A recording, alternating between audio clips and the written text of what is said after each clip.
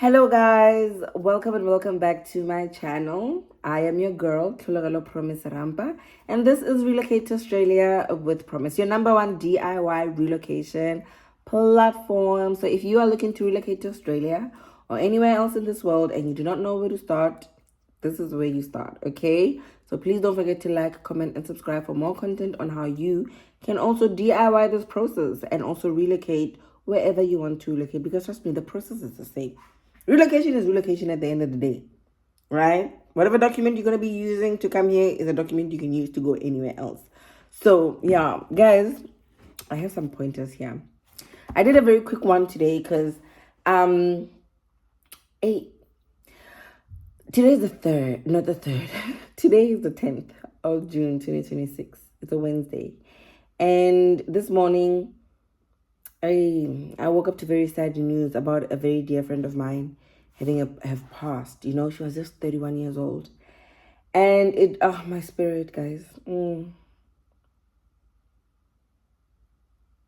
I think it took me back to when I lost Shalom, my childhood best friend, one of my childhood best friends. She was 30. She had just turned 30. And yeah, it was painful. It was painful. And her passing was actually one of the things that encouraged me to leave the situation that I was in, you know. Yeah, like yeah, something happened that day, and like when I found out about her passing, like something happened that day and it just clicked, or nah. And from then onwards, like I was not the same again. But anyway, yeah, this has now happened. When I was home, I saw her. She was healthy. She was fine. So for the fact that she was in hospital for like almost 2 weeks, and then she just atima, wafela, never game over, just like that. I'm just like, Lord, what do you mean? But as unfortunate as it is, I think it's things like these that remind us that we are living on borrowed time. And I think I just realized that sometimes you fight for things that are even useless, that are not even worth your time here on this planet, and that create so much misery for you where life is no longer even enjoyable anymore. Wabo. And I'm not saying like give up easy and things like that, but I think maybe be just mindful of what you're doing with your life, you know, and the decisions that you're making. I've only got my computer light on today. I just didn't want light. Like, yeah, it's like it's so sad. It's just a sad day for me. But we're gonna push through and little bash up. There's this song. I'm so hooked to that song. There's this line on that song. It says, "One day a day will start without you. One day a day will start without you. One day the sun will rise and you won't be there. And you won't be there forever to see other sunrises again." I was like, roaring. And we are aware. We know this. We know this. And as I said, it is so unfortunate that it is moments like this and times like this that remind us of that. Anyway, I think maybe because of my grief, I gravitated towards this and why I want to talk about this today. There's a recent situation in South Africa. Hey. So in the news, it is everywhere in the news, and I think that's why it is hard to ignore it. Like for the past few days, I've just been like, it is everywhere in the news, you know. Where a young girl, a young woman, is employed by this company, Cartrack. Now you know the story. Cartrack, and allegedly, hey, very much allegedly, yay. She was threatened that if she does not come to work or make it to work, she would probably get a warning or lose her job. So even though she was reporting that she was unwell and she's not doing okay health-wise, I think apparently she had also supplied two sick notes allegedly. and they were ignored and all of that. And she was told, you better get your ASSSS to work. And that's what she did. Unfortunately, on this particular day, she went to work and she was very unwell, went to the bathroom. And this is the sad part. You know, when I read that, how she, like the state in which she was found, where they were explaining that she was, I think, half naked or naked when they went into the bathroom, because that's where she passed, in the bathroom. She must have been feeling hot. Like the body was probably like overheating so much where it was just like, we can't do this for you anymore. Like, we are done. Like, the body was just clocking, hazard, just this is not happening. And it just gave in. And yeah, I think the hardest part for me was just reading that she wasn't there naked, and that's how that is the state that she was found in. I felt like nobody should go through that, especially at work.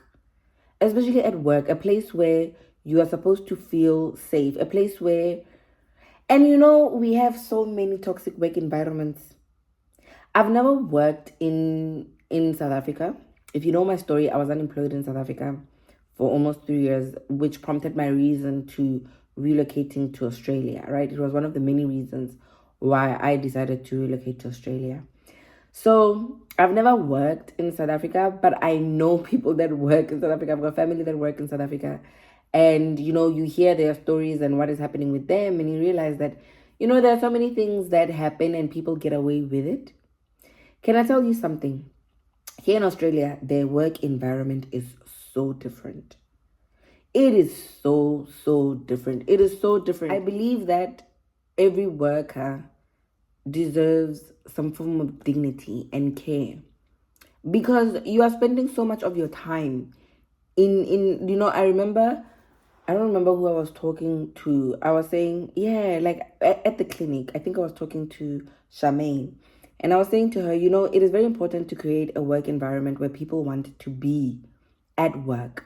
Because when you look at the time that you're spending, your life, you're spending 8 hours.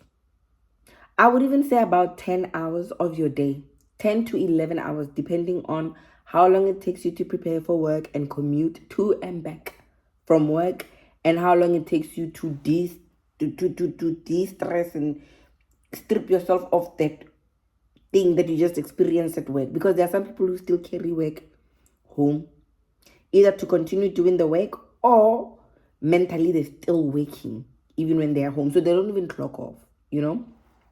And I was saying, you know, that is why it is important for the work environment to be a place where you want to be, a place where you feel safe, heard, you know, liked, at least, you know, because you spend, I would say, your whole adult life there, because you spend 8 hours. There are some people who even spend more than that at work. So it is a place where you're supposed to feel like, okay, I'm taken care of when I get there. There are a lot of people that do not experience it because we know of toxic work environments and all of that. Guys, do yourself a favor, né? Do something about it.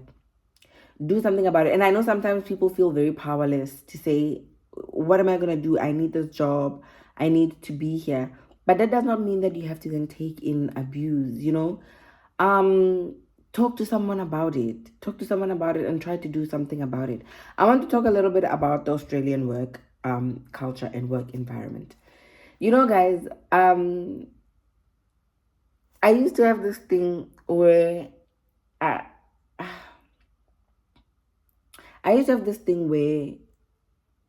when I got to Australia, I felt like I couldn't take days off or be sick, you know. I would feel very bad and guilty for even thinking of, oh my God, I need to take a day off, you know. And then I realized that with my colleagues, you guys, here in Australia, you've got a headache, you go home. You've got gastro. I never knew what gastro was until I got to Australia. Because the people here, they have gastro. And there's this one guy who who used to say, one of the things that he noticed was that the reason why people say that they've got gastro is because gastro does not have evidence that you have gastro. I mean, you will not follow the person to the toilet to make sure that they are huti. They will just tell you I'm hooting, and then that is the way it is. You understand? You just hear what they say, and then you take it as it is. You won't say to them, "Hey, show me." It is not something that you can see.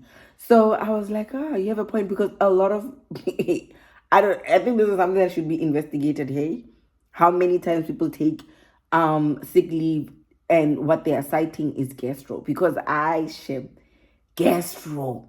Gastro is the thing here in Australia. But I think sometimes, you need to take care of yourself. So if you gotta do what you gotta do, you gotta do it.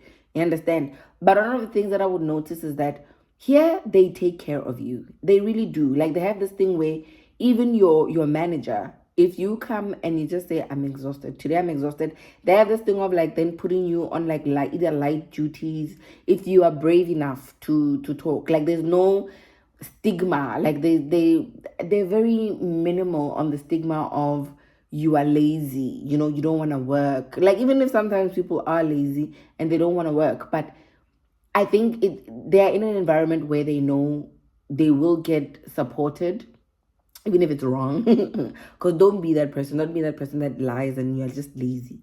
But there are some people who take advantage of the system. However, if used correctly, it is good. Because there are some people who, you are unwell, you're sick, but you don't want to be at home because, you're just feeling like, I can do this, I can do the day, but you just need somebody to understand that, oh, I'm not going to probably perform at the rate that I usually perform because I'm just not feeling myself.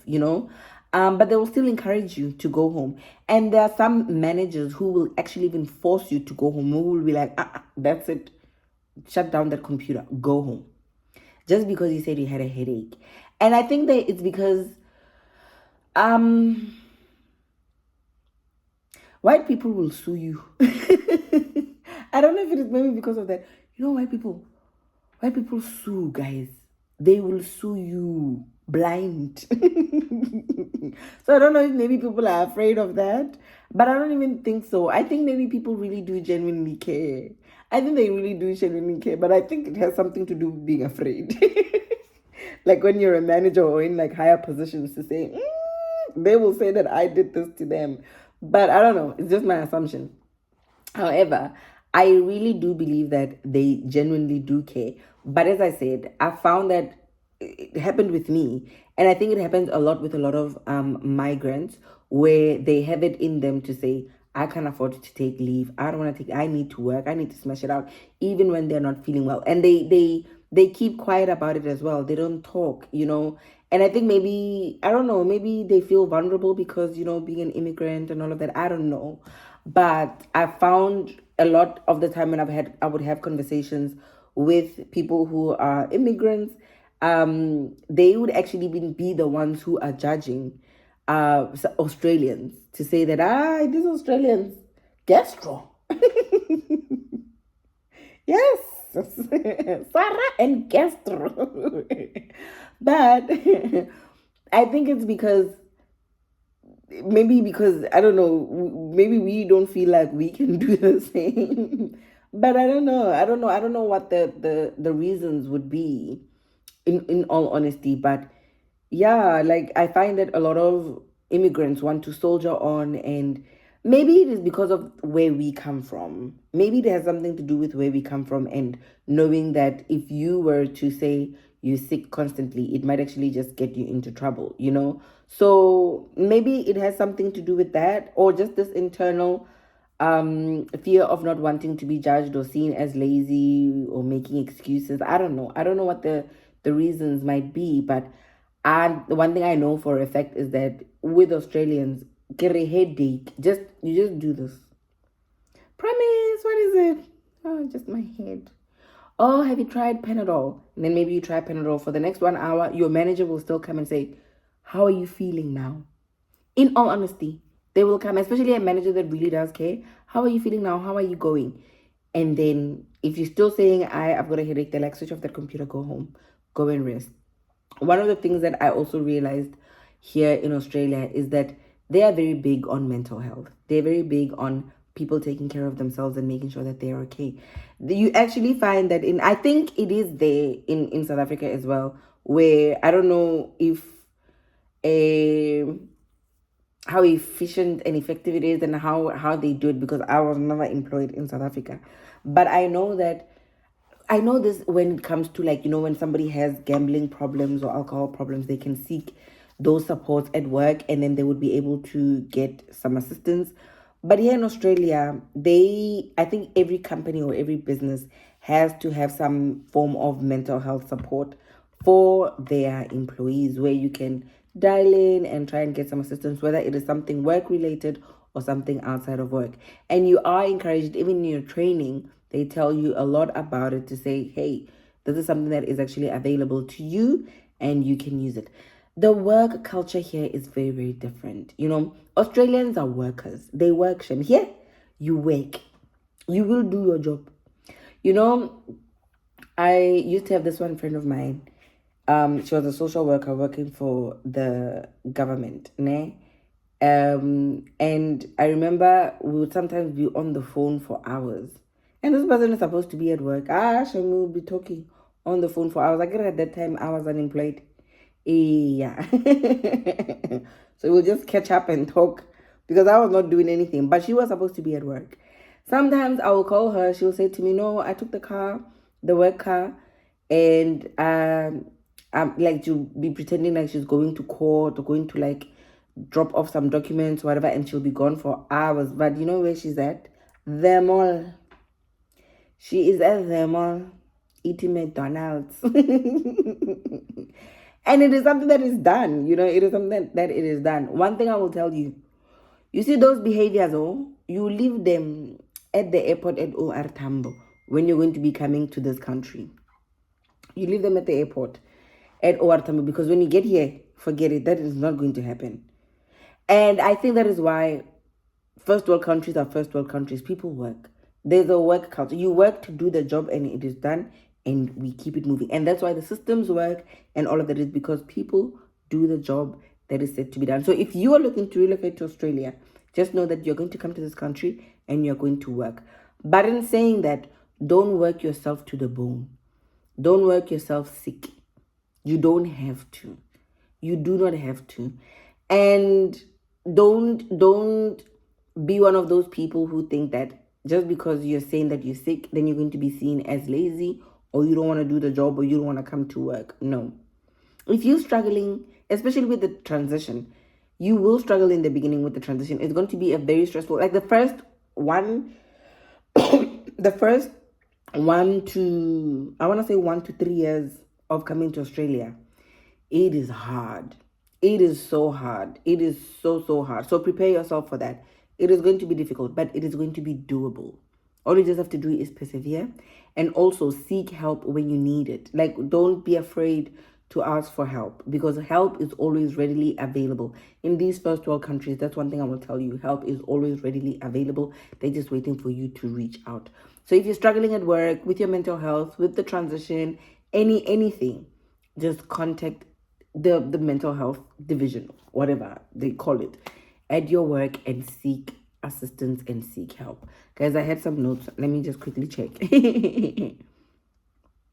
Yes, I was having here that in most workplaces here in Australia, they really do encourage you, especially when you're not feeling well.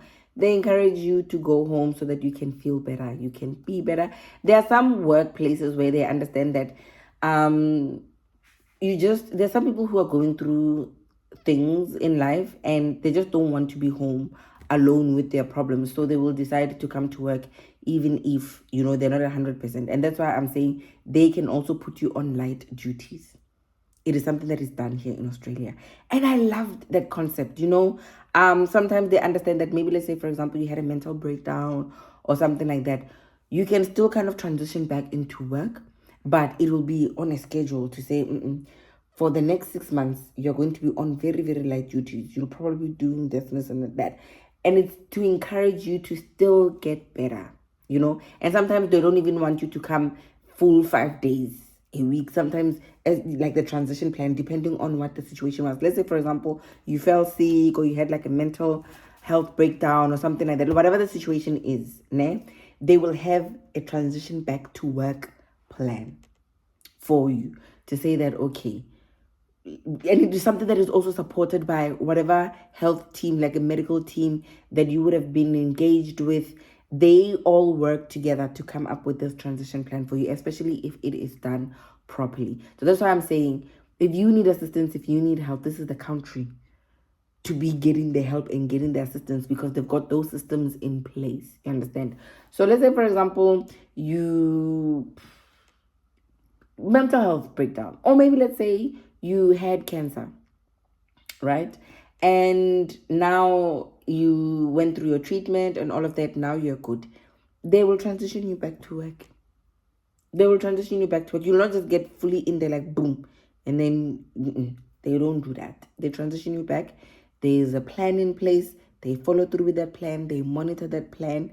There are outcomes for that plan, and it continues on. And when you are feeling like, yeah, now I'm good to go on full time and all of that, they support that also happening. So yeah, I had that one as one of my notes. Oh yes, yeah. Oh, one of the things. Oh no.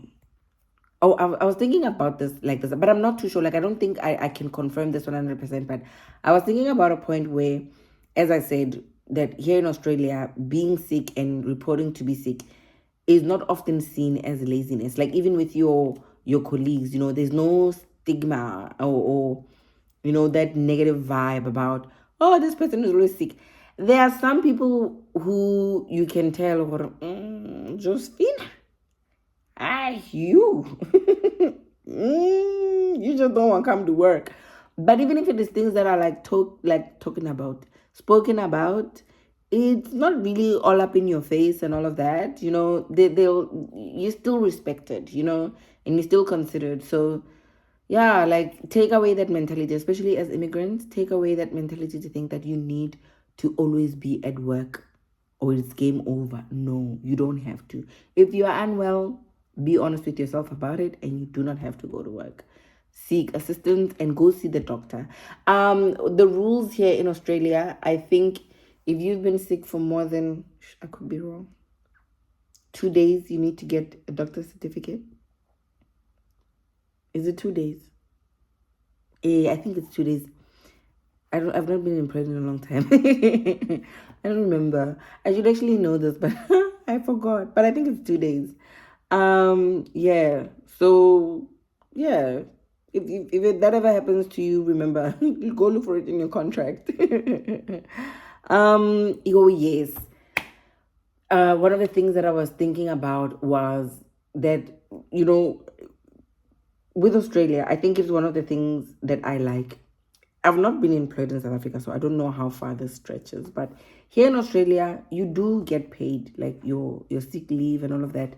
And I think it is also I think it is a good amount of sick leave per year, where there are some people who they know, or you know what, if I'm unwell, at least I know for a certain period of time, if I don't go to work, at least I'll still get paid. Come on. So that also helps with you then feeling comfortable to say, okay, I'm just going to take a day or 2, 3 days off, because you know that you will have enough sick leave to then not lose some of your income just because you're unwell. I know also there are some insurances where, if, let's say, for example, you are incapacitated and you're not able to work for a certain period of time, there are insurances that come with your superannuation fund holder, like baby king it's mudende man, superannuation man, king superannuation ka is a severance package. No, what is it? Superannuation, is there another word in South Africa? Pension fund. Yes. It comes with the pension fund company that you would be under. Most of them, they have that little insurance there, where should, let's say, for example, you're diagnosed with cancer, or there's a health problem, there's something going on with you, and you're unable to work, let's say, for example, 6 to 10 months, then they can actually pay you. That's what happened with me when I went to TWASA in South Africa. I was able to get, I got a payout because they, hey, let me tell you what happened. So my situation was very complex because it was, I couldn't work, obviously, because I had to go to TWASA. But now, how do you explain to white people that you are going to TWASA and have them understand it under the schedules that they had? So I just had to say, yeah, no, I'm crazy. I was like, well, whatever that you want to put there, put it, just give me my money. So what happened was I did not get, then I fought with the insurance for, I want to say, almost 7 to 8 months. And I think it probably has something to do with my ancestors. They just wanted to prove me. Because tell me why my insurance claim was approved a week before me leaving Twaso. And it was paid in a lump sum. Hey! It was paid in a lump sum. And you know what I did with that money? It was the money that I used to start the business. Yes, I nearly forgot. Ila Waters Animal Clinic, the first monies that went in, that first period when you need capital to start a business. Not like the business was already, we had already started paying for some stuff, but sometimes before you begin, you need to buy certain things, stocky and all of that. That is the money that went into. How did I forget? That is the money, my insurance money went into that.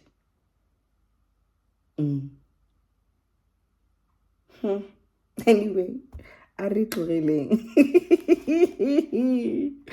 so anyway, yeah, there's that, ne? there's the insurance. So make sure that when you come to Australia and you're going to be picking a superannuation company, look for those things. Look for the those little fine lines on there. Read your policies. Because there are many things that come from the superannuation. I think there's a funeral benefit thing. There is that incapacitation. There are different things that are listed that you're paying for when they are taking out their money from your salary. So you're automatically paying for those things. Make sure that you know which company is good and which company is, what is covered under what schedule, so that just in case anything happens to you, you won't be fighting with them like that. And I fought them. I was like, Nina,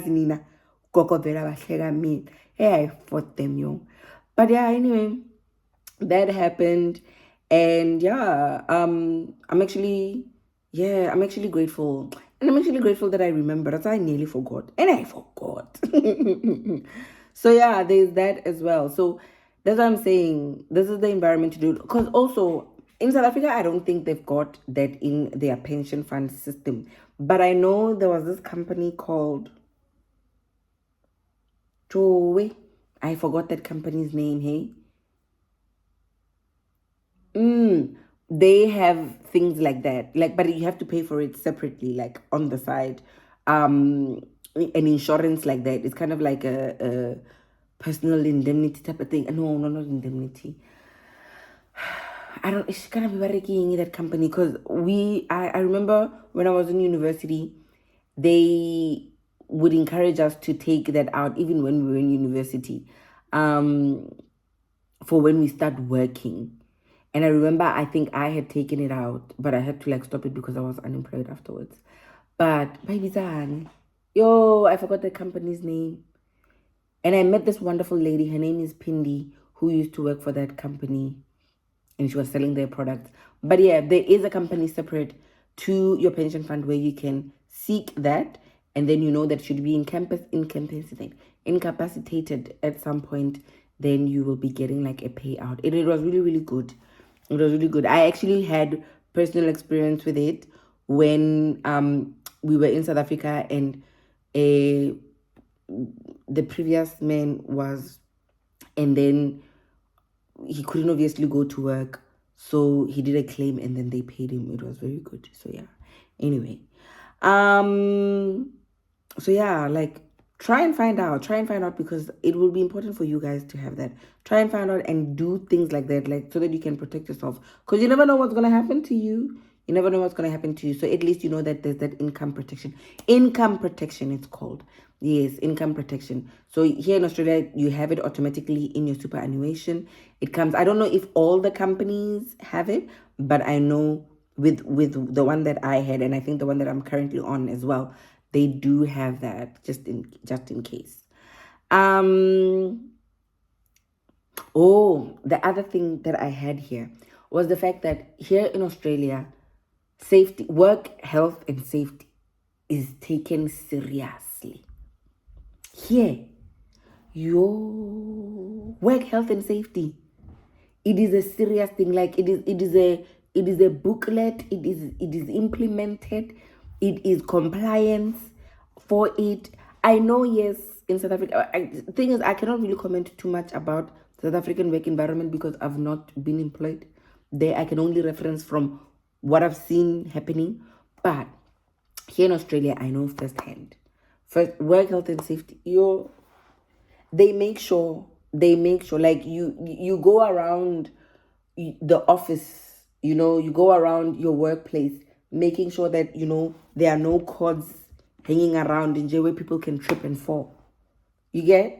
You have to be compliant. If you're going to be dealing with hazardous substances and all of that, you have to record how are these stored, and you have to make sure that they are stored properly, and should they not be. And as I said, here the systems work, so you have to make sure we've ticked all the boxes for this thing to work. So yeah, work health and safety here, it's something that is taken very, very seriously. Like they encourage people to report, any hazards that they can see. They encourage workers to, if there's something that they're concerned about, they give you that platform where you are able to, report it, and it will be something that is addressed. Because white people will sue you guys. Here. You don't play. You have to make sure. But I think it is also, I think it's sometimes good, Sometimes it is abused, like people, they abuse this whole suing situation. But sometimes I think it is necessary so that people can change their ways and better work environments are then provided for people. Because if you don't complain, how are people going to know, And sometimes there are some companies that are just terrible. Like they don't really care what is happening on the ground as long as you're doing your work. But if you know, you need to take care of yourself and you need to take care of others, complain, have it in writing, so that should anything happen, at least you know that you did complain and you did alert people of it. Because sometimes they might ask you, who knew of this? No one did. Was it ever reported? No. Oh yes, we did, but nobody reported it. It puts you in a compromising position.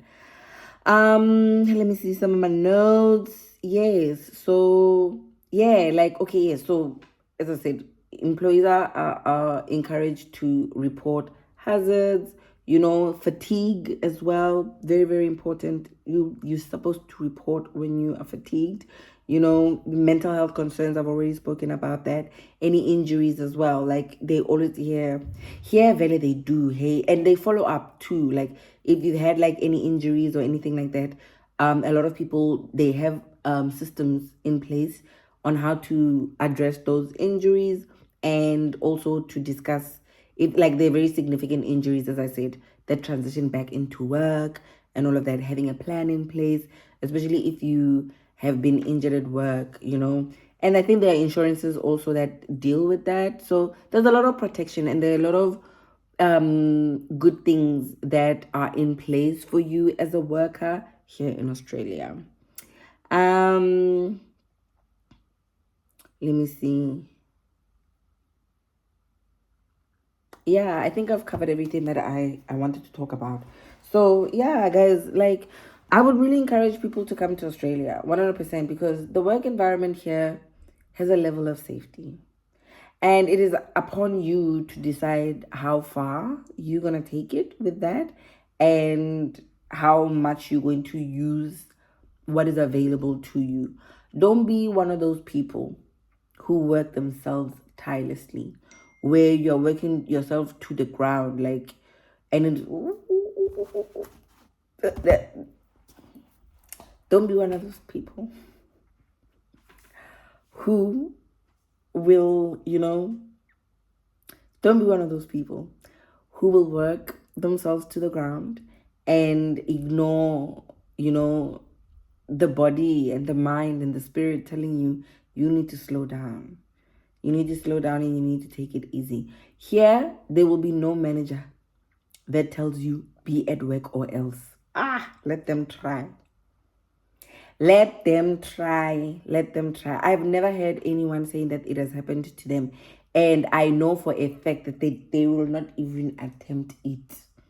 They will not even attempt it. I don't know if I've ever heard, Shem, it would be a story, hey? It would be a story. It would be a story. Because they, in fact, encourage you to go home from just having gastro and migraine. You don't even have to have a migraine, headache. And sometimes the headache comes from babalas and hangover. We are just hangover, Sarah. Hangover. But now you have to go home. And the rest of the team has to suffer because you drank alcohol. But no, guys. Here, there's a culture of being able to take care of yourself, putting yourself first. Because that is very, very important. Because you know what happens?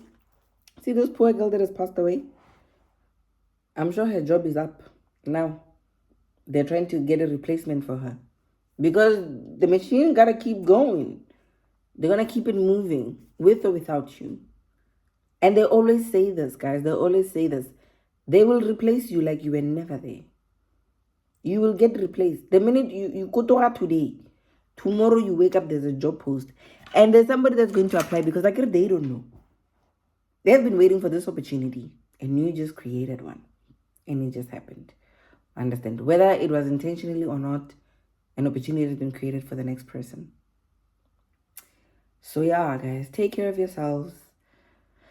When you get to this country, you don't have to be that immigrant that works themselves to the bone. You will not be judged for taking care of yourself. Put yourself first. Take care of yourself. Be okay. Speak up too. Don't be afraid to speak up.